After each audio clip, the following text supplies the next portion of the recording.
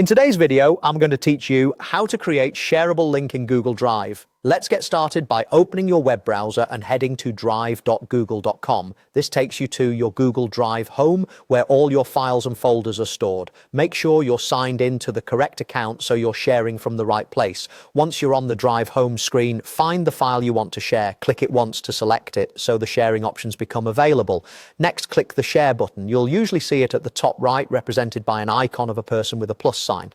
If you happen to open the file preview, there's also a share button in the top right corner of that view. Clicking share from either place opens the same sharing panel, so choose whichever you see first.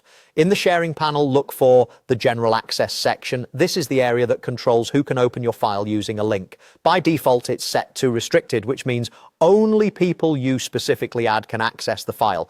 Click where it says restricted. A small menu will appear with additional options. From that menu, select anyone with the link. This change makes the file accessible to anyone who has the link without requiring you to invite them one by one.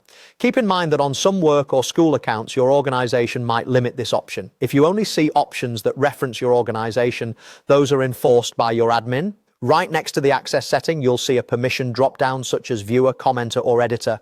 Viewer is the safest choice if you just want people to see the file. Commenter allows feedback without changing the content, and editor grants full editing rights. Pick the level that fits your needs, but remember that more access means more control for the people who get the link. Now click Copy Link. This copies the shareable link to your clipboard instantly, so it's ready to use. You can now place it into an email, chat, document, or anywhere else you plan to share it. If you ever need to stop access later, return to the same sharing panel and switch back to restricted. Finally, click Done to close the sharing panel and return to your drive. That's it. You've turned your file into something you can share widely with a simple, reliable link, and you've set the right access level to keep your content safe.